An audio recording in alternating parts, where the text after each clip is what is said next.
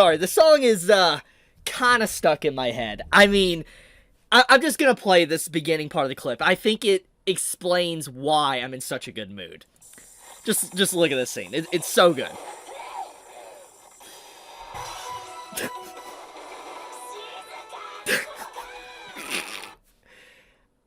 This is unedited. This is official. This is on Crunchyroll site.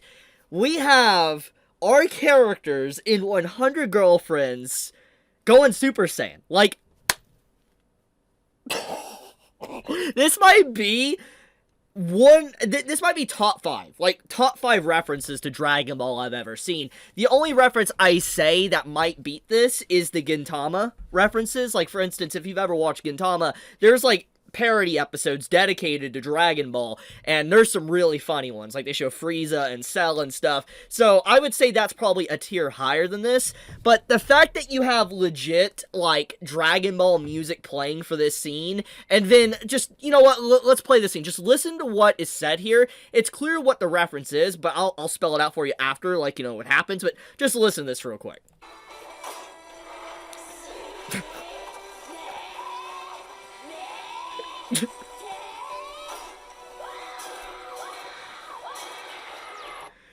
Obviously, what that was referencing was the Kamehameha. You know, when Goku is doing Kamehameha! Oh man, I haven't done that in years. Oh man. Woo! I felt like the kid came out of me right there. But, okay, getting into the main point. Basically, that entire sequence with the, like, the constant, like, flashes back and forth, which he did that, I love it. It is just straight up a Dragon Ball reference, and this entire sequence that happens here is legitimately a labor of love. Like, I like what is done here, and just how unserious 100 Girlfriends can be, because this is peak parody, man. Like, you know, since I already mentioned Gintama, I think this is actually a very good, you know, similarity here. Gintama obviously parodies everything, like, it is every genre under the book, but 100 Girlfriends, I think, more slimmed down than Gintama. It's obviously just a parody of, like, you know, the rom-com genre, throwing in some references here and there, like, for instance, Dragon Ball. But I do think that if there's any series I can 100% compare 100 Girlfriends to, it is Gintama. Obviously, fundamentally, the stories are different, yeah, but, like, in terms of the parody and the joy of it and the fun and the wacky nature of each episode, I would say that 100 Girlfriends really does share a lot of similarities to that. Like, the comedic style reminds me a lot of it. And, I don't know, every time there is a new character introduced and added into, like, the fray, for instance, you know, they, instead of making the characters feel like lesser or not as important, they're added in such a unique way that the dynamic just feels fresh. It actually just, it enhances the experience of 100 Girlfriends. Now, I obviously can't say that this is going to be a thing till the end of the series, because obviously, with 100 different characters, things will start to overlap and probably feel copy and paste. But for now, though, it's incredible just to see how the author of the series, not just talking about the animators and storyboarders and stuff that did this episode, but how the author is able to really just shuffle so many characters and give enough depth to them for you can understand their personality traits and, like, understand how they're able to bounce off of other characters. I like that. They have their own little niche roles to play with, and I love Iku as a character. Her introduction into the anime is honestly awesome. It was only a matter of time until we got a character like this. It was just common sense. I mean, the tomboy, athletic character, you know, that is a very common character archetype, and adding in a little bit of masochism to her as well, I think is, definitely hilarious. I'll talk more about that in a bit. But I love this sequence, man. I love how unserious 100 Girlfriends can be, because it's like, this whole section obviously is a reference to, like, a sensu bean, and this scene right here, you know, I'm gonna play this scene briefly. Just listen to the sound effects here. It's so good, because it's a straight up reference to Dragon Ball. Like, if you didn't catch we were in a Dragon Ball sequence, this will straight up tell you. Just the sound effects, the voice acting and everything is just straight up that. Like, just, you can hear the Super Saiyan sound effects. Listen. They are the warriors you've heard of in legends. Pure of love and awakened by fury. Like,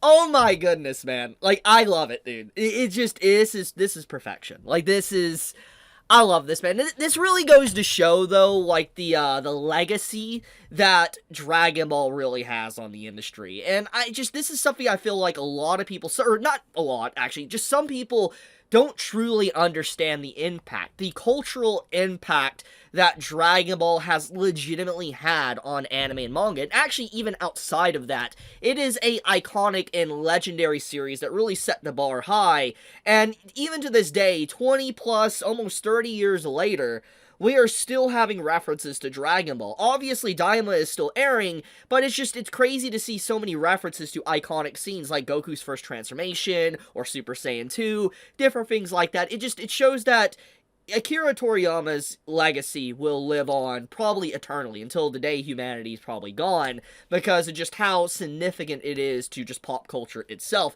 I appreciate stuff like this. It carries on the legacy, and it just once again shows that despite obviously Dragon Ball, if it one day never has any more content, it will probably continuously be referenced by anime and other things going forward. You love to see it.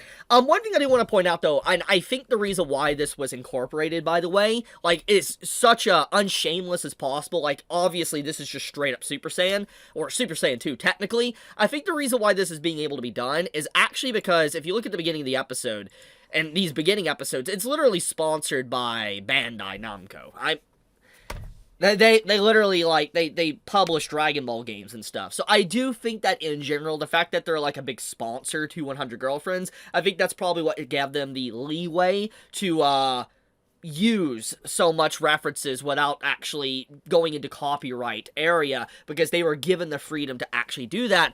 I appreciate that when anime companies and stuff work with others to allow, like, copyright-free episodes to where, like, they can actually do the references without having to censor it or change it, because it has happened. And I'm glad they were able to be as unfiltered as possible. It's great. And then the sparking little effect here, oh, dude, you love it.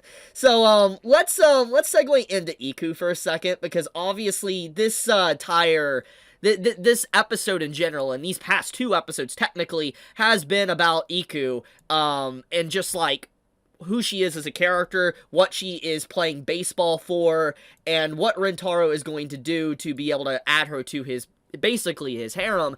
I guess let's talk about her. First off, we just gotta talk about the voice acting for the character of Iku.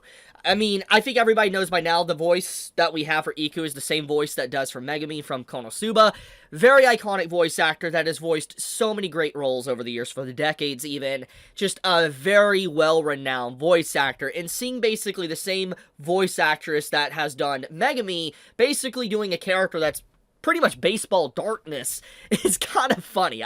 I'm not gonna lie, that is honestly ironic and hilarious, especially just with the last episode that we got. I didn't talk about it because I was a little bit busy, but I guess it's a great time than ever to really talk about it. I could just talk about her whole character development.